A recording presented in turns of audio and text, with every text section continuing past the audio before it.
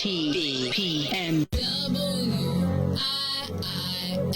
WIIFTBP. Media's just for you and me. WIIFTBP. Media's just for you and me.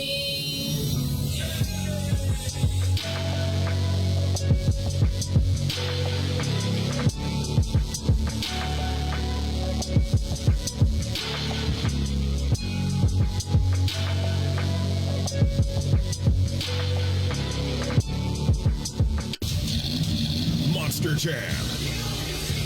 Coming to Allstate Arena September 17th through 19th. Brought to you by BKT Tires. Visit monsterjam.com for event details. You have to see it live, so get your tickets today.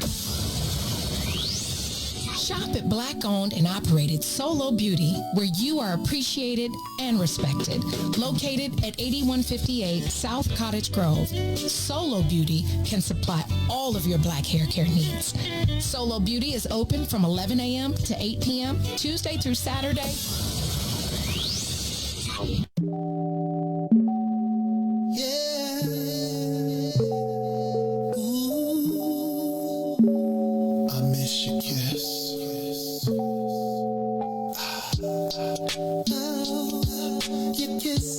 One of a kind, it feels so nice. Girl, you do it right. I miss you. Oh, girl, you don't go too fast, you take your time. Just how I like. I miss you. Hey, oh, you kiss it, then I'm drifting off your love. Keeps me floating, girl. I miss you.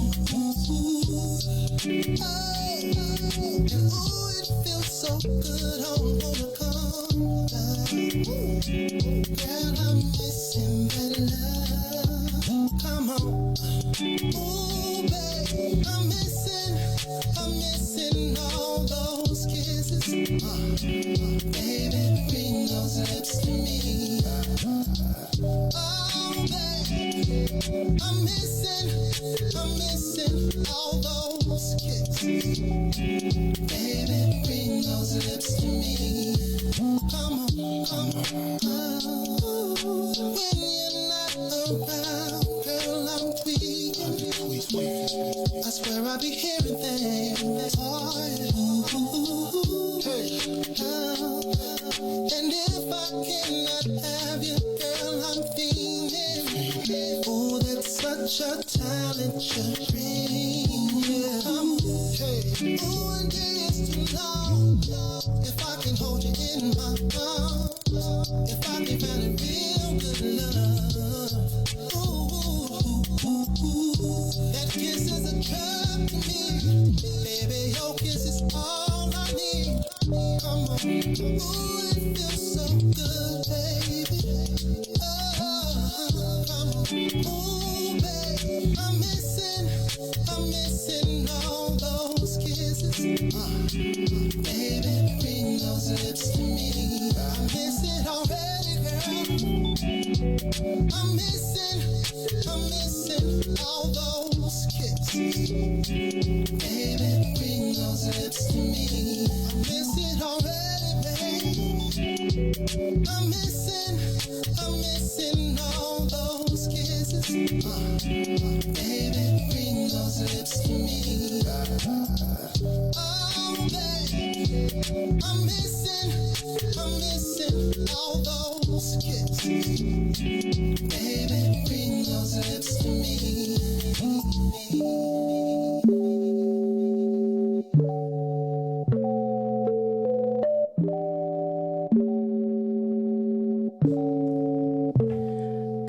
Good morning. Welcome to I Do, I Did, I Don't on What's in It for the Black People Media.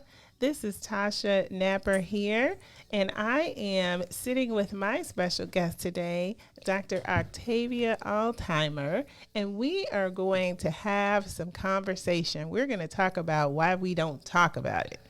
because there are lots of things that happen within marriage, within dating, within the community. And we're finding that many women are just not having the conversations that need to be had. And unfortunately, that means that a lot of us are learning lessons over and over and over. And we don't even have to, because we have our sisters that can really help us to get through some of this stuff, but we're not talking about it. So we're actually going to have some conversation about that. As you are tuning in, I would like for you to like, to share, and to follow. Follow both What's in It for the Black People Media so that you get alerts when this wonderful content is happening, such as I Do, I Did, I Don't, but there is a host of other shows that are on this network that are awesome shows. So like the page so that you get notifications of that. And then I want you to like the I Do, I Did, I Don't page specifically so that you get my content when it's coming on, because I share it from What's in It for the Black People Media's page. And we all know someone who can benefit from these conversations. So share. I want you to take a minute and share this broadcast with those in your network, with other groups that you're in, so that folks can have this great information that we are sharing on I Do, I Did, I Don't. And so let's talk to Dr. Altheimer so she can tell us about herself. She is, as she calls herself, she's a Renaissance woman. So it's hard trying to develop titles sometimes or get the titles right for folks, because she is a professor, she is a consultant, she is a community advocate, and so, yes, Renaissance woman. Absolutely, I'll take that. Yes. So why don't you tell the audience a little bit about yourself, because Absolutely. I know there are so many different parts of you, but let's give them a taste of who Dr. Octavia Altheimer is before we dive into this conversation. Oh, sure thing. Well, first and foremost, I'm a lady. All right. I am a woman. She is a okay. lady. She's a Right woman. here. Okay. All right. All right. And then after all these other accolades that's awarded to me, I've been fortunate enough to be the mother of 4 children. So I am a mother. Oh, Above wonderful. all things. And so then all those other things Yes. come into play. I'm Yes. a professor, I'm a this, some of that, I'm all of that. But none of that is even comparable to being a mother, right? So Absolutely. I wear that crown very highly. You know, it's tilted a little, but I straighten it out. So Yes, that's yes. just who I am. You know, being a parent is running the gauntlet. So that crown does get knocked a couple times, and we have to straighten it back up. And sometimes we're like, wait, what just happened? So, Absolutely. Absolutely. But it is amazing. I did not realize that you have 4 children. I do. And you look absolutely fantastic to be a mom of 4. Hey, that's what we do. All Those strong, right. those great genes. you know. Yes. Black don't crack gene. All right. No. All right. No. So what else would you like the audience to know about you? You are a lady. You are a mom. I and am doing that. a fantastic job. Thank you. And I'm here because we have issues that I think as a community we don't address. And so you and I getting together, you know, this think tank of what it is we want to talk about and what there's lacking in the community, or taboo, if you will.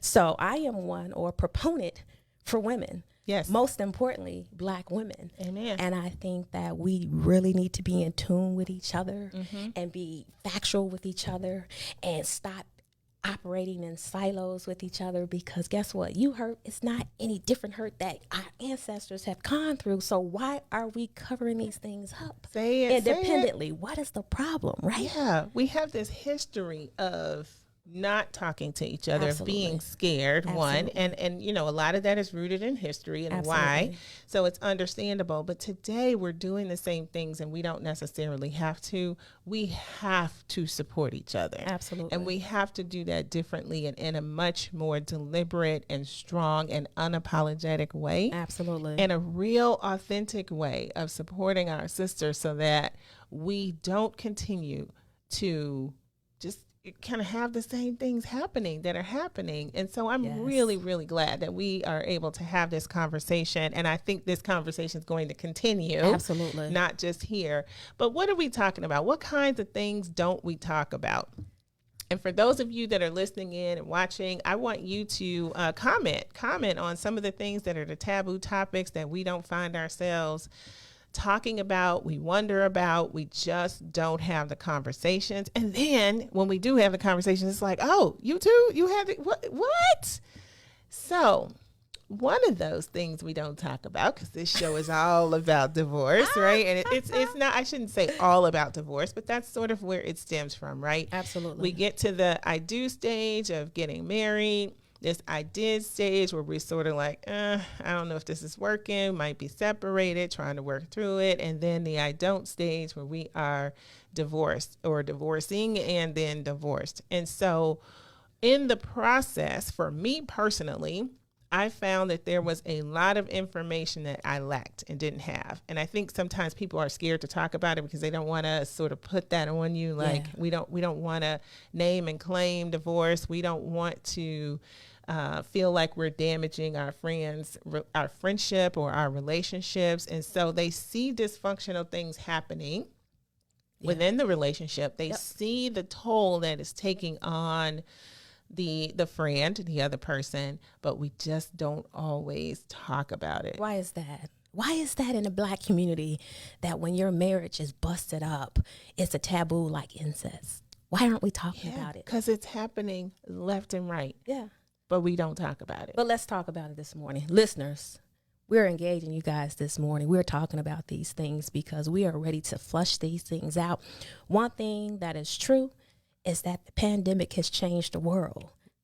How about we change the way we interact with each other? Yes. Relationships. Yes. And what I'm seeing, my friend, both male and females alike, that pandemic done shook this thing to its core. It sure and you're has. seeing marriages of 20 plus years falling apart because what the pandemic forced them to do is to interact with each other. Mm-hmm. And what it found out is that they don't like each other, right? Yes. We don't talk, see the hustle and bustle and, the constant on the go, right? Mm-hmm. It allows us to stay in separate quarters. Right. But that pandemic forced us to come on in and deal with each other. And see each other. And what that made us do is realize that I don't like him. Mm-hmm. I don't like her.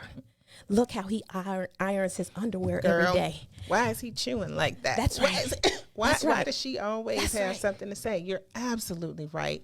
And we have one comment that says, we don't talk about it. We're in a relationship. It's fear of gossip and fear of pride. That is so very true. That's so very true. So you do have to be you have to be choiceful about who you talk to. Absolutely. And how much you share, but at the same time, because we're so afraid that somebody's going to say something, people see it already anyway. Listen, how about let's talk about this Facebook stuff, right? 'Cause Yeah. we get to hide behind social media. We posting pictures, my boo, my babe, and your stuff is busted up at home. Yes. And then you go to church and you're crying out to God.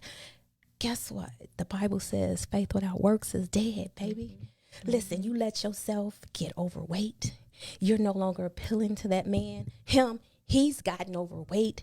He's not taking care of himself. So what attracted us to each other? We don't have those things, and yet and still we're wondering why our spouses are going elsewhere. And that's both men and women alike. Mm-hmm. I'm not biased because I've been accused of being more egotistical in the sense that I'm more so logical thinking from a male's perspective because I'm dealing with, what women, what we don't do, ladies, we don't deal with ourselves, accountability within ourselves, right? And I'm going to say the men don't either.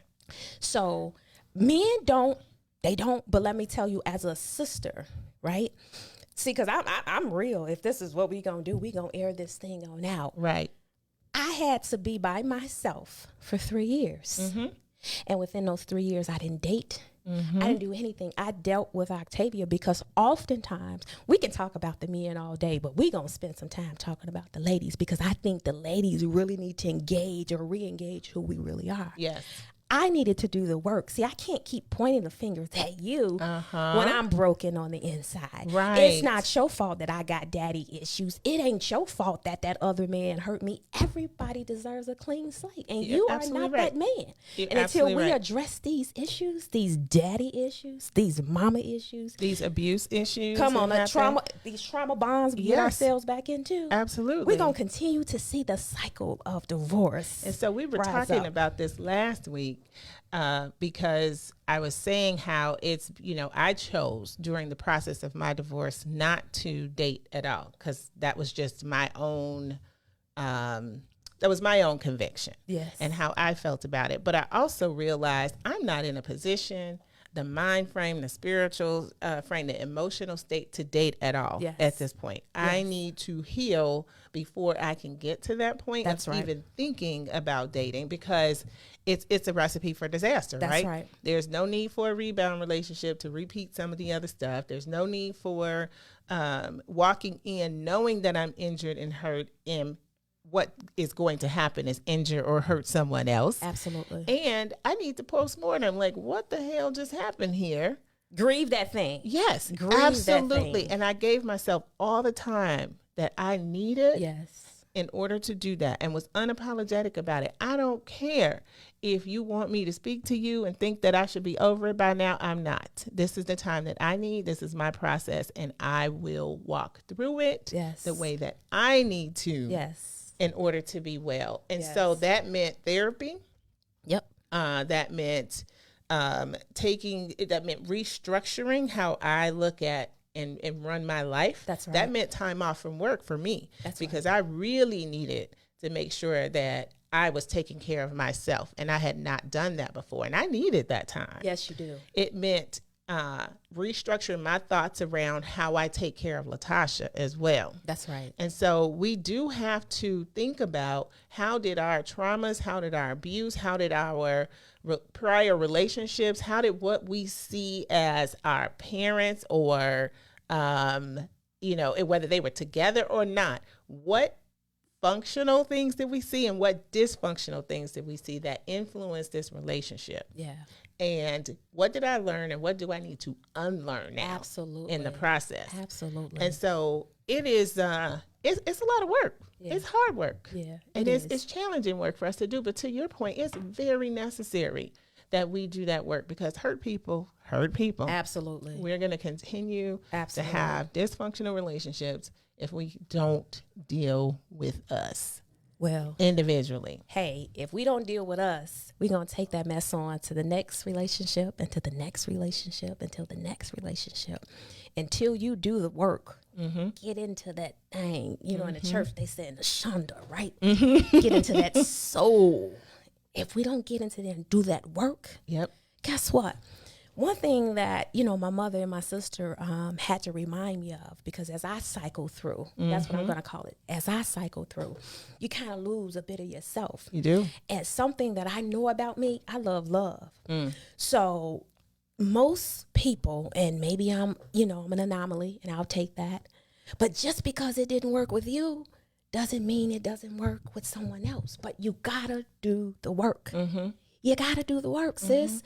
If you don't do the work, you don't pass the test, it will come up again. So what does the work look like? Let's talk about that. What does the work look like?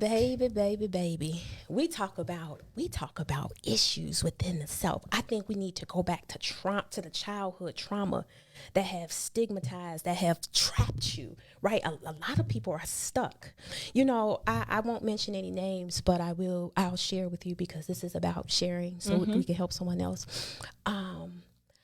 Someone once told me, if a mother calls her son both his names, his first and middle name, he's a mama's boy.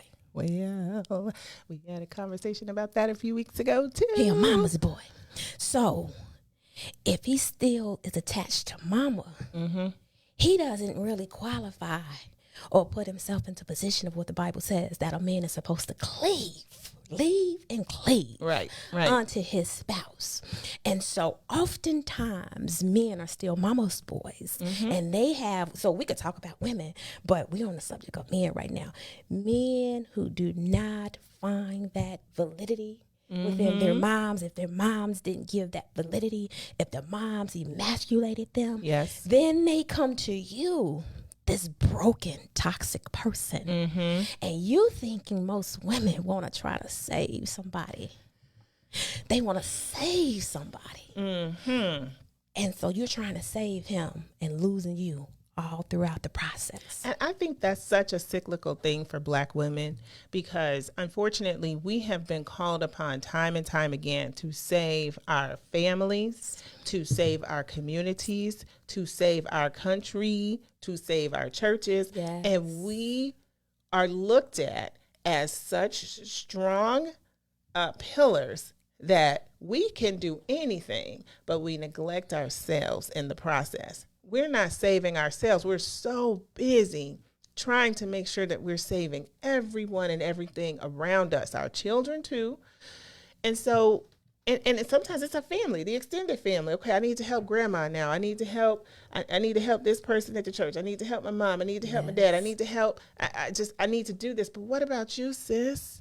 So many times we are taking care of and carrying the burden, shouldering the burdens of the world, literally, and neglecting ourselves.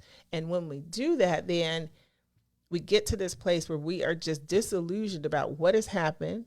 We are overwhelmed. We are, as your word, busted, disgusted, can't understand what's going on and why.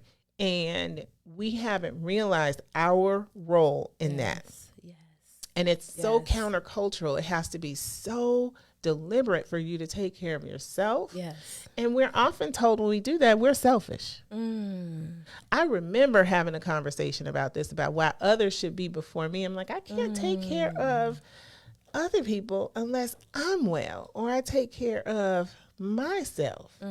And so we get to this place then where, well, so first, let me just, I'm gonna land this plane, but let me just kind of walk through this, right? Later. Because first, we have to realize, one, the dysfunctionality in our thinking and our behavior, right? We intellectually, sometimes cognitively know that we need to take care of ourselves, but we still don't do it.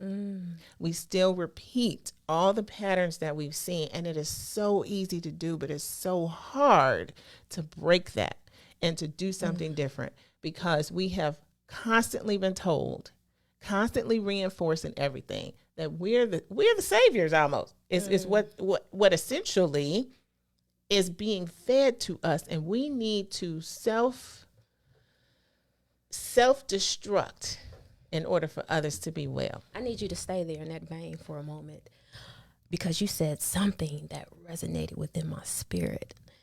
And you say we don't take care of ourselves. And it leads me to for this to come up to the surface, is that Black women are the only unprotected species on the planet Earth. And endangered. Endangered. We are. And so we're taking care of everybody else. Yes, we are. We're neglecting ourselves. And what we now have been pushed. You know, I was just having this conversation with my 24-year-old son last night. And he said, Mom, you're an alpha woman. I said, son, let me debunk that myth, because that's what it is. An alpha woman only exists because we were forced into this role. That's right. An alpha woman, per God's guidelines, we don't exist. The deficiencies or the lack thereof forced us to rise to the top, to become these domineering women, because we've been forced to do that. And so I had to correct my son. I said, son, this isn't my rightful role. This is a role that I'm forced into. And until he comes and show himself, he say, well, what do you say, Mom? What are you saying? I said, well, do realize, son, I'm not going to go down on a sinking boat. If I see that you're not a captain of our ship, what I will do is I'm going to jump into another boat, or move you to the side, girl, jump into another boat and row us to safety. Now, if you want to sink and swim or sink, I'll let you. But for me and mine, I'm gonna row us home to safety. Okay, so let's keep with that, because that is exactly what happens. And it's what happens in marriages often, when we try to step back. We try to allow the man to lead, but there is a leadership vacuum. And when that leadership vacuum is there, we are going to step in to fill it. That's right. Because we're not going down with a sinking boat. That's Remember, right. we've been taught and told we can save any and everybody. That's right. So we are going to do whatever we can to keep that boat afloat. If that means that I'm sitting there, that I need to try to plug the hole, if I need to just keep going with buckets and getting the water out and pouring it up, that's what we're going to do. To our demise, we will do that. Ooh. And so you have plenty of women that are in relationships that they know, in marriages that they know are not serving them, are not just not serving them, are killing them, and they are still feeling the need to save it, even though it's killing them. And part of that is, well, we've been taught by the church that this is what we have to do. Part of that is that we've also, we have taken on that trope, if you will. I'm going to say it that way. Yeah, that's because safe. because we've been taught that we are these strong individuals, that we don't ever need to be rescued or helped ourselves, and that we can take on the world. And so we wind up embodying that and continuing to try our hardest to make it work. To not let that ship sink. And at some point you have to realize, look, if you're not going to row too, if you're not going to pick up a bucket and try to get some of this water out, if I'm getting the water out and you're not even trying to plug the hole, in fact, what you're doing is putting more holes in the boat. Move. Get out the way. I need a new boat. Get out the way. I need a new boat. And so this is the conversation that I feel like sometimes we won't have because we're afraid that we may be encouraging people to divorce. No, I'm not encouraging anybody to divorce, and I will never do that. What I will do is to try to reflect what I see. Absolutely. And to encourage you to think about what you need. That's right. And to take care of yourself so that you're well. That's right. And sometimes what that means then is having a conversation in a relationship about, okay, here's what I need for this to work and be well. Here's how it's impacting me right now. Here's what I need. And sometimes we got to work through that with each other first, because you can't say everything to the spouse sometimes. It's some things you can't unwind. Once it's said, it's out there, right? That's right. So sometimes we have to have a safe space. That's right. Where I can go to my sister friend and say, here's how I'm feeling. I need to have this conversation. I think but I'm not even sure I need to have a conversation yet. I'm just feeling like this. And your sister friend helps you work through. All right, you're feeling like that. What about this? Have you had this conversation? Do you feel like you can have the conversation? Well, let's talk about what do you need? What would you say? How do you say it? Let's plan this thing out so that you can have a productive conversation about what you need to be well in the marriage, what the other person needs to be well in the marriage, and how you're going to walk there together so that it works for both of you. Well, most importantly, it's called the unveiling. And until women are ready to unveil themselves and become like purely unadulterated, naked with themselves, they're not going to do that.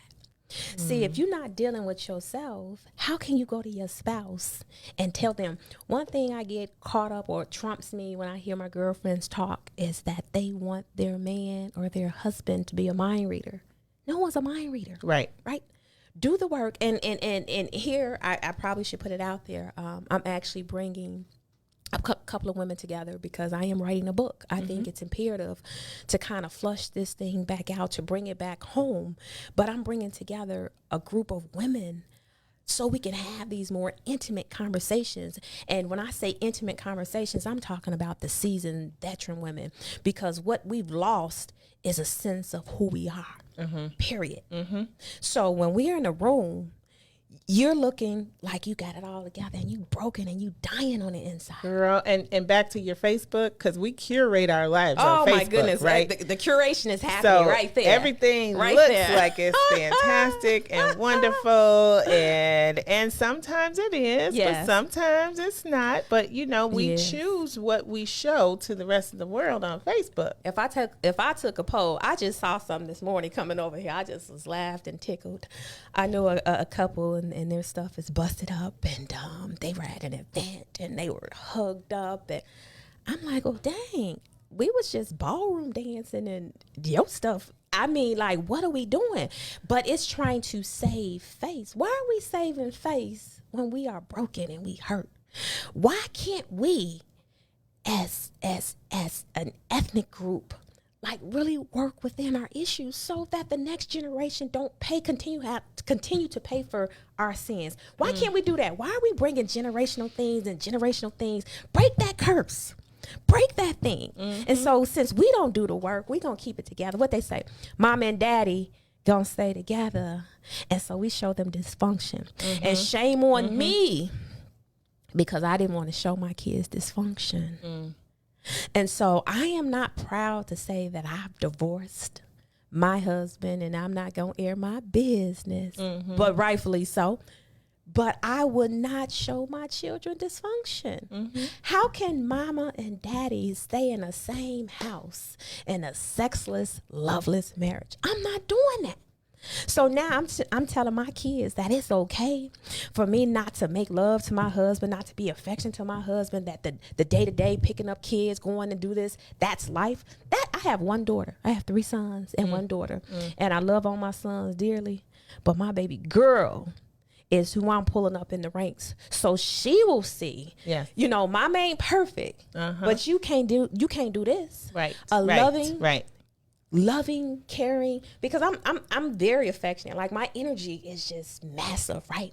And so if you are that guy and we together, they gonna see mama loving on that man, right, hugging on that man. And if they don't see it, then they realize there's something wrong and some dysfunction here. What's going on? That's right. But how often, and we don't have to discuss it, right?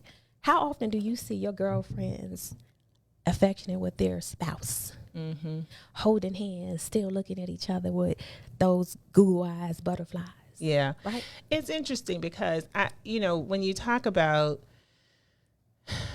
the dysfunction that we teach our children and we pass forward, I think part of that is definitely what we're modeling, right? Yes. But we also don't talk about what we've modeled and the mistakes that we've made, so that folks understand I made this choice for this reason. Yes.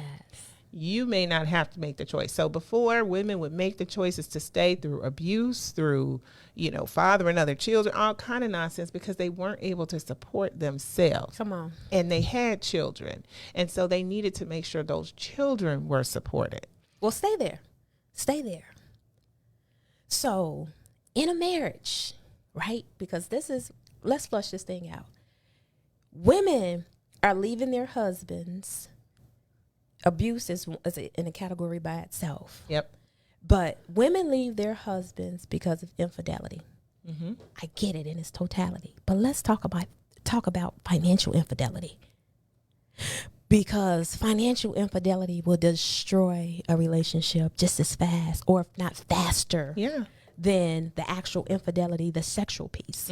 And I think oftentimes women or men, when we talk about infidelity, it's the cheating aspect. Well, let's talk about those finances and how it busted up, and you're financially irresponsible, and it's caused such strain on this marriage that it caused it the demise of it. One of the major things that is a cause of divorce is definitely finances, and like you said, you categorize it as financial infidelity. That's right. When we'll talk more about that.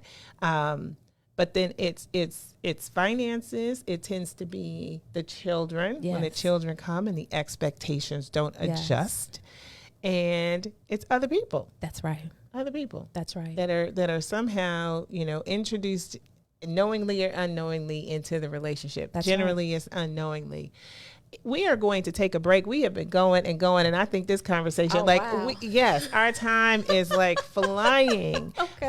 So we're going to take a quick break for a couple minutes and then come back on the other side, and we're going to hit this topic on financial infidelity. Absolutely. Again. So stay with us, like, share, follow, and we'll see you after the break.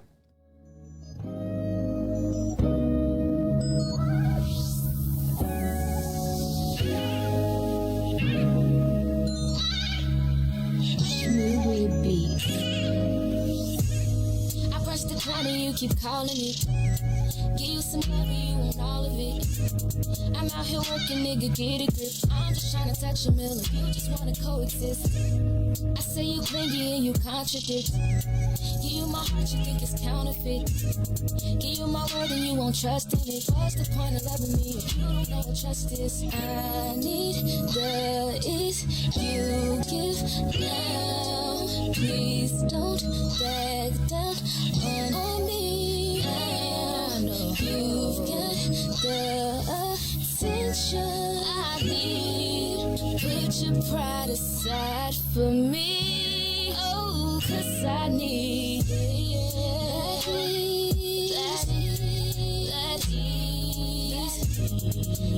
ease. Put your pride aside for me. That ease. While I'm not trying to get that ease, know that I need that ease. Put your pride aside for me, baby.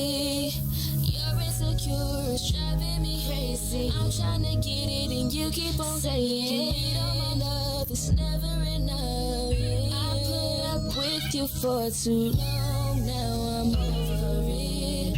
You want affection, I need money, I'ma call it quits. That is, that is, that is. Put your pride aside for me. That is, while I'm trying to get it, need it. That is, put your pride aside for me. Put it aside, put it aside, put it aside, put it aside, put it aside. Put your pride aside, put it aside.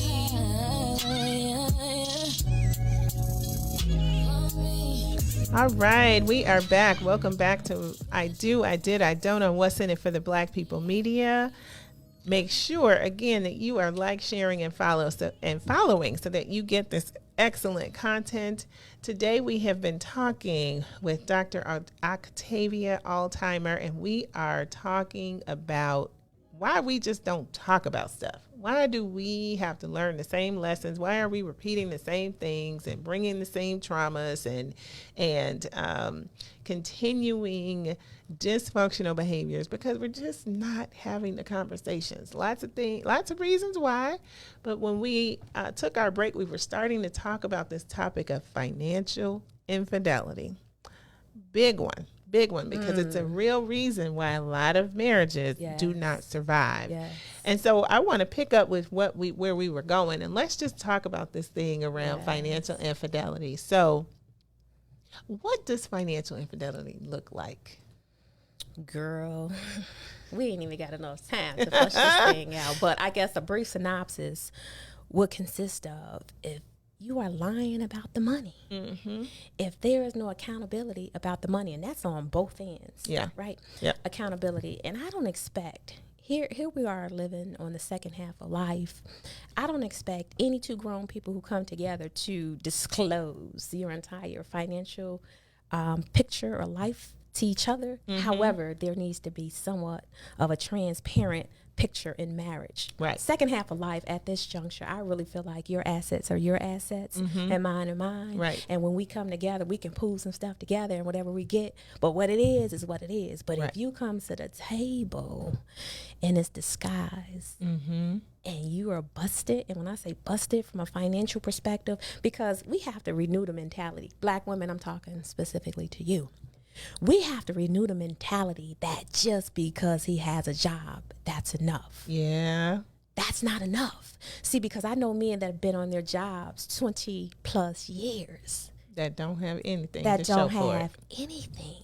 Yet and still, ladies, the new hustle is he'll live off of you. And because Black women, we lack patience, but we tolerate a lot of stuff. Yes, we do. So we're going to tolerate him because he got a job, a good government job that he been on for the past 24, 25 years. Which means he got a pension. He got a pension. And he got that, but he ain't got nothing. He don't have any assets. No assets. No discipline. No, if you nothing. had some discipline, you would have some assets. You would have something. No vision for where he's really going in life and lining up his finances to accomplish that. Yes. Yes. So we are accepting of that sometimes. And then when we get into the relationship, Yep. and we can't get him to line up to, here's the goal we're trying to achieve, because that's not been his practice. It's not been his practice all the time. And it wasn't before you got married, but somehow we missed that. Red flags. Yeah. Red flags. We missed, or we ignore it. That's right. So we didn't talk about financially how we operate. We didn't see the credit reports. That's right. We did not understand fully. And now that we're in the marriage and you're like disillusioned by what you see. Yeah. But let's take it a step further. When you're dating, the signs are there, right? Mm-hmm. So my philosophy is this: you date me, I date you, right? And women, again, we got to kind of break out of our cycles. Like, I don't spend my money. No, you show a person how to treat you. That's right. So I'm going to date you. Girl, I say that all the Right? time. Yes. So let me date you. Gonna date me, and then I'm gonna date you, and I'm gonna see how you date me. That kind of flushed out some of these things of It how sure he does. is financially. Because if I go back and I remember how my ex dated me, there was no, it was no equal. It was so out of bounds. We dated from two different perspectives. And what I do, I made excuses like, oh, well, he doesn't make as much as I make. Come on, man. We on the second half of life and you're older. See, I've maybe older men, I don't know what it is with my life, but right now I was dating older men. And so if I'm dating you and you're an older man, I am looking for certain things. You should be able to teach me as a 45-year-old woman. Teach me, learn me some things. But when you can't learn me some things and I'm growing you up, mama's boy, then that's a problem. Yes. You bad with finances. Your credit report is not what you said it was. That after the fact, I'm running credit reports and background reports and everything who you said you were. Who did the bleep did I marry, right? Exactly. Who did I marry? But we don't want to ask those hard questions up front in terms of finances because it feels good. We feel good. And this is what I don't understand. This is what troubles me some. And I get it. It's hard to have hard conversations, right? But if we don't have we see red flags, and as some of the viewers are saying, we see it, we ignore it, and then we take on this road thinking we can fix it. But what we won't do is have the tough conversation. It's those tough conversations to me are things like, I want to see your background report. I need to know if you have been jailed for any reason. Yes. I need to know if you have a warrant out for your arrest. Ooh, come on, any of preach. these things. Have you been in trouble with the law? I want Yes. to understand that. DUIs. first. You Yes. got any DUIs. Right. But here. But wait, let me Tasha, keep going, because I want keep to going. lay this list out Yes. for people. So one, we need to ask about the background. We need to know and understand that we're okay. Yes. It needs to be visible so I can make my own decision about what I want to do here, right? And what's a non-negotiable for me or what I'm willing to work with. So one, the background, that's important. Number two, your credit and financial history. That is important. If I am seriously thinking about marrying you and committing my life to you, and my joint financial responsibility now being married with yours, on the other side of that, it can be a disaster. So why won't we ask the questions? Because maybe he won't like us anymore. Maybe he might decide, this ain't the one for me if she needs to see all that and why you so and that. No. So we don't have that conversation. And we don't talk about the family dynamics. We see some of it, but we don't get a chance to really dive in and talk about it. And sometimes I think when we come to family dynamics, we need some help in therapy and couples therapy and before marriage in order to fully understand that and how that plays out forward. Because we walk in, we make this, it's such an easy decision, right? You stand there and you say, I do. You're married, and now you have a financial contract and a social contract with this person, and in some cases a religious contract. But if you are getting married legally, you have signed a financial contract. But what happens with this, Tasha?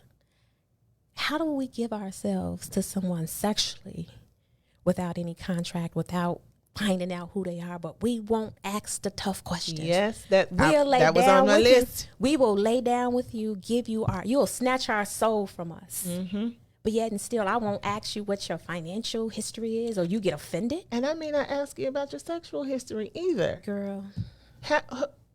Can we talk about how many partners? Can we talk about whether there are STDs involved or anything like that? We don't have those difficult conversations because somehow I think we're afraid of going there. One, we haven't been taught and trained. We're not skilled in having difficult conversations, number one. Absolutely.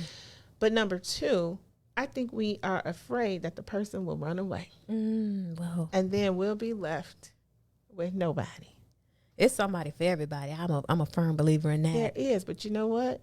If you're gonna run from a conversation like that, you're not the one. That's right. Anyway. Well, we play ourselves so short these days, and I think to get to where we're trying to go, Black women, we need to renew our mind, right? Everybody want to be happily married. Bobby Womack said the best thing. He said everybody wants to be loved. Yes. Everybody is looking for love. Yep. And if you hear a person say they're not, they're lying.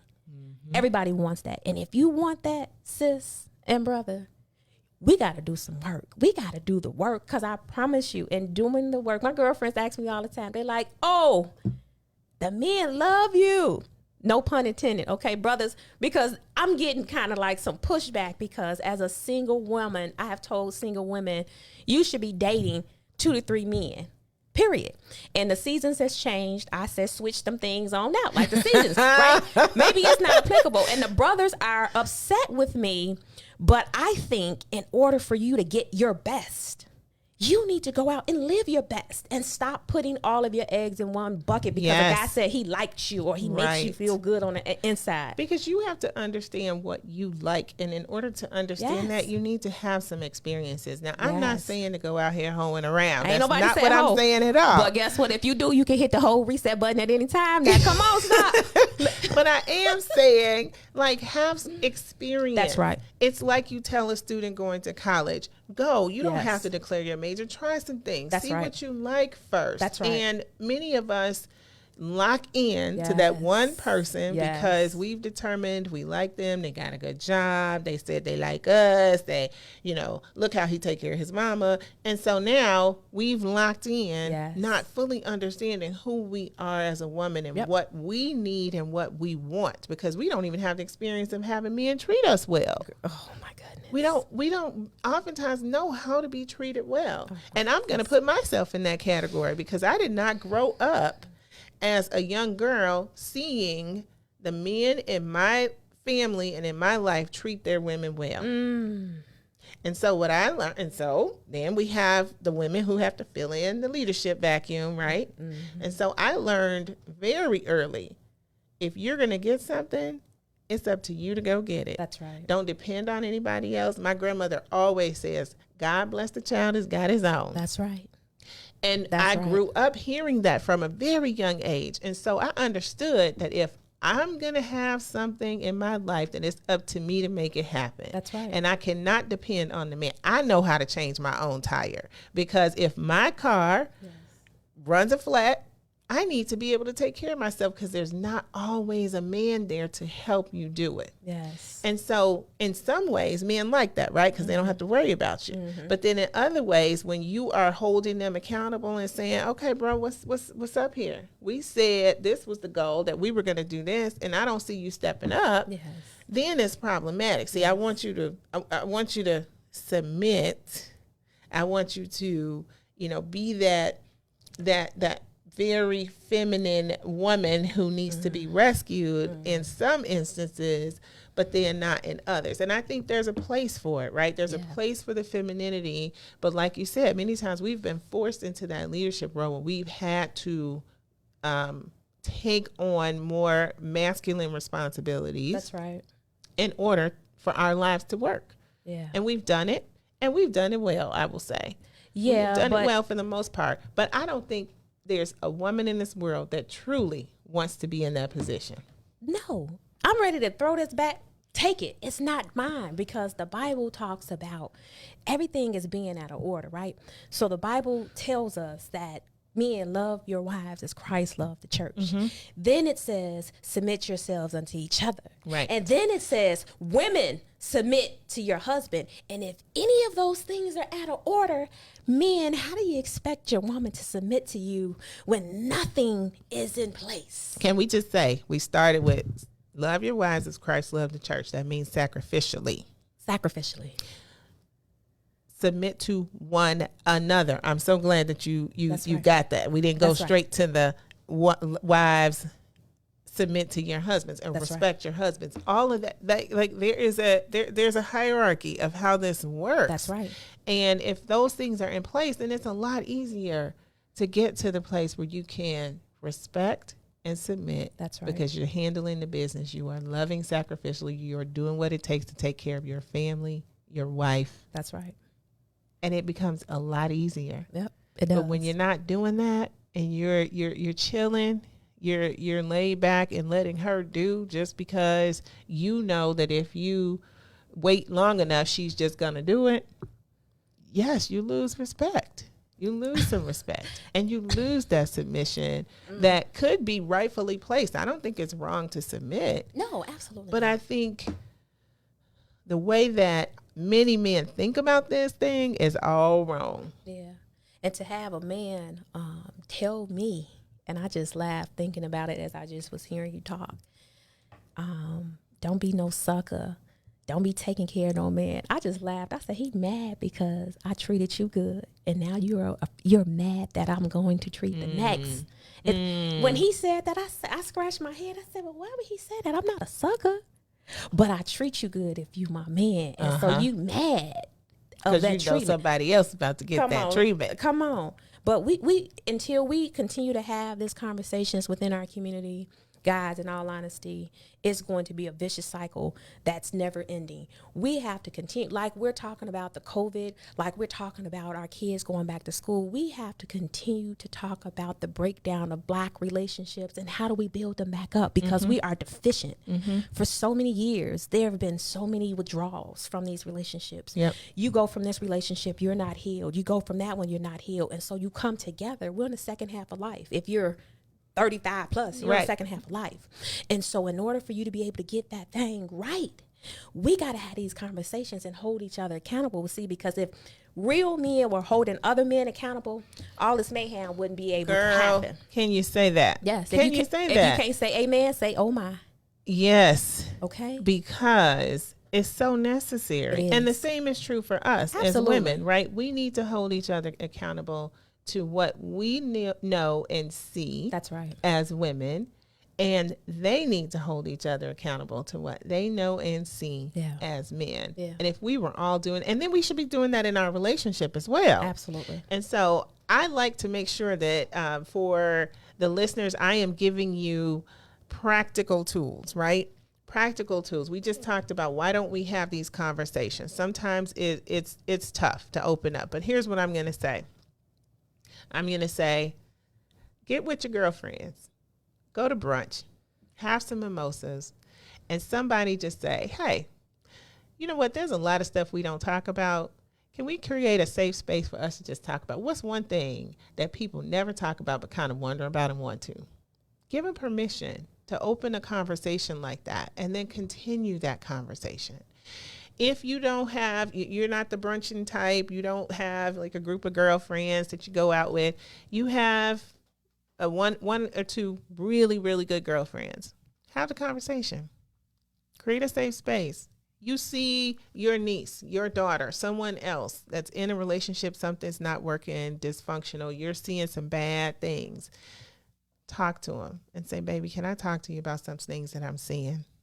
I want to make sure that you're well. I want you to understand I support you. I want you to understand that I'm here for you and whatever, and that I want you to be well. And this is coming from a place of love. I want to tell you some things that I'm seeing. Can I do that?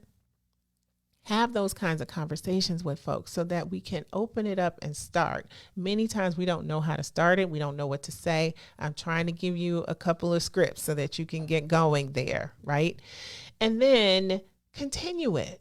Let them know. I know this might have been kind of odd, awkward, weird, whatever. But no, we can have this place. You want to come and we have conversations like this, or you have another question, feel free to come and ask. Or if it's weird for you to come ask, text me, and then we can talk about it. Maybe we need to do it that way. Maybe we need to have our hands busy and we're cooking so we don't have to look at each other to have the conversation. Sometimes those things are very practical tools to help you to get to some of those difficult things. Yeah. But then when we talk about these relationships, and you got to have those conversations too. We need to have these conversations about sexual history, about financial history, about criminal histories or backgrounds. All of it needs to be out in the open before we decide to say I do. That's right. And then find ourselves saying, oh my, I don't. That's And on that note, I think we have covered it. So thank you all for watching. This has been Tasha with I Do, I Did, I Don't on What's in It for the Black People Media with my guest, Dr. Octavia Altheimer. And I think we're going to have her back to have some more of this conversation. Absolutely. You guys, I hope that the information is helpful to help you to be better on the other side. Take care. And I look across the water, and I think of all the things, what you doing, and in my head I paint a picture. Since I've come home, well, my body's been a mess, and I miss your ginger hair and the way you like to dress. But won't you come on over? Stop making a fool out of me. Why don't you come on over, Valerie?